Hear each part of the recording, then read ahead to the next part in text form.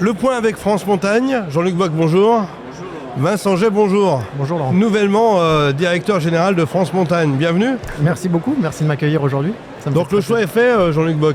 Alors le choix est fait, le choix est bien fait. Avec Vincent, on a une double casquette ultra intéressante. D'abord un sportif de haut niveau, de très haut niveau. Je rappelle qu'il est quand même médaillé d'or aux Jeux Olympiques, c'est pas rien.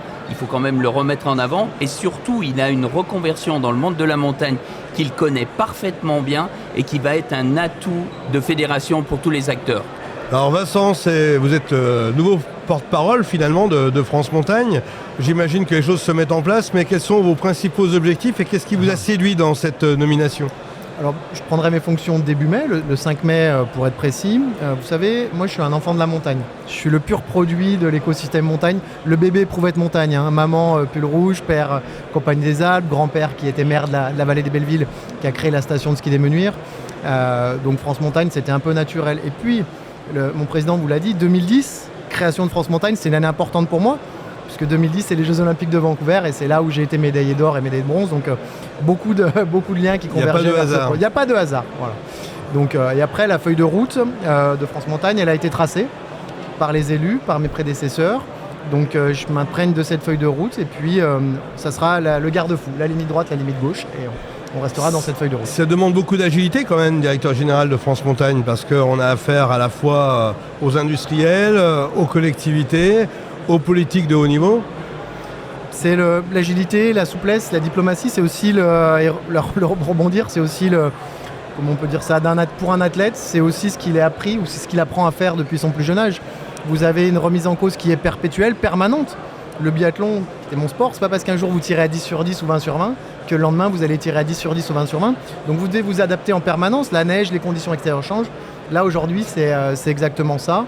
Et je suis là pour l'ensemble des massifs montagneux français, donc ça me fait plaisir de travailler avec cette équipe. Jean-Luc Boc, au-delà de Vincent Jay qui vient vous rejoindre, c'est aussi une nouvelle gouvernance que vous mettez en place avec des nouveaux objectifs. Complètement, en fait, on s'est rendu compte que 15 ans, c'était le bel âge pour changer, le bel âge pour s'adapter. Aujourd'hui, cette montagne que l'on aime tant, elle est en mouvement.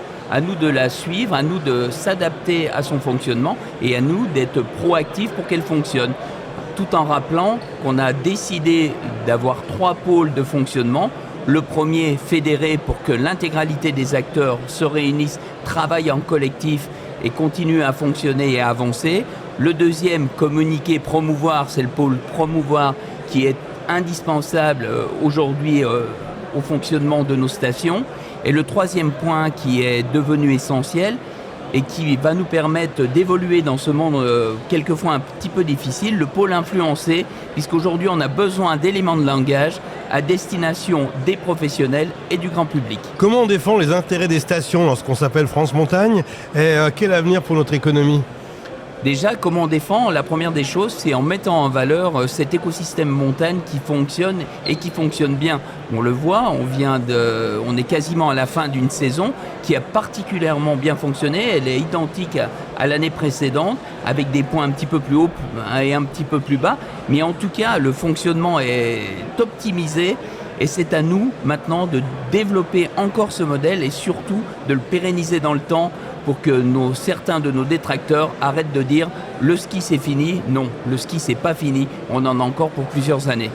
Vincent Jay, l'orientation stratégique que vous souhaitez donner lorsque vous aurez toutes les cordes en main.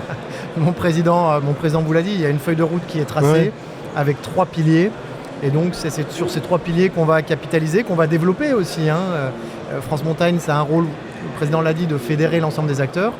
On est déjà beaucoup d'acteurs de la montagne qui sont avec nous, qui nous suivent. Et mon rôle va être d'en amener aussi d'autres pour qu'on soit encore plus soudés.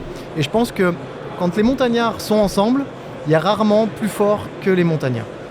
4 saisons, court séjour, les réservations, le numérique, les dernières minutes, ça change un peu les codes ?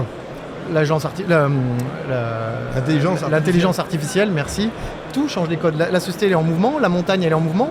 Cette montagne elle est vivante. Il y a des gens qui vivent, il y a du tourisme. Je ne suis pas un climato-sceptique, donc je crois encore au ski pendant de nombreuses années. Et puis la montagne, c'est pas on-off, on n'est pas du tout ski à plus rien du tout. Je vous dis, elle est vivante, il y a une économie, il y a des emplois derrière, il y a des bassins qui sont importants et on doit aller les dynamiser et les protéger aussi. Il y a des connexions bien sûr avec le domaine skiable de France, avec l'ensemble des entités présentes sur le salon Alpipro qu'on a vu pendant ces 2 jours. Comment on manœuvre aujourd'hui en tant que président de France Montagne ?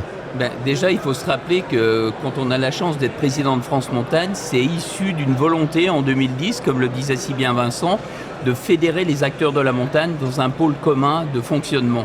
Et aujourd'hui, comment on manœuvre ? C'est le collectif qui l'emporte. On a des prises de décision dans les conseils d'administration et qui vont nous faire évoluer, changer, adapter à ce modèle, comme je le disais, en plein mouvement.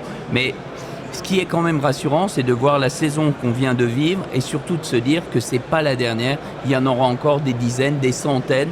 Et on a surtout une échelle de temps à mettre en place.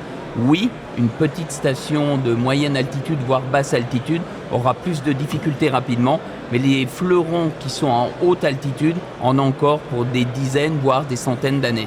Le climat est apaisé parce que la neige est tombée de partout et même en moyenne altitude, ça c'est important. On a quand même des questions qui se posent sur l'immobilier aussi pour les saisonniers parce qu'on a besoin de recruter en montagne. Et il y a non seulement le fait d'être attrayant au niveau, je dirais, du tourisme, mais il faut aussi être attrayant au niveau des collaborateurs et collaboratrices de demain.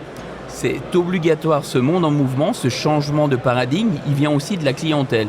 Aujourd'hui, contrairement au modèle d'origine et les plans neige successifs qui ont créé nos stations, plus personne ne veut passer une semaine de vacances dans 20 mètres carrés, c'est terminé. Les collaborateurs, c'est exactement pareil. Les saisonniers, on doit les payer dignement, correctement. On ne va pas les exploiter avec un nombre d'heures qui est irrationnel. On a un code du travail qui l'impose. Et on a aussi une obligation de les loger conformément à ce qu'ils attendent. Ils sont là pour travailler, évidemment, mais ils sont là aussi pour profiter de leurs jours de vacances et profiter de la montagne. On peut parler aussi de disparité économique au niveau des différentes stations, entre les grandes, les moyennes, celles qui sont villages. Là, il y a vraiment... le collectif doit se poser aussi des bonnes questions là-dessus.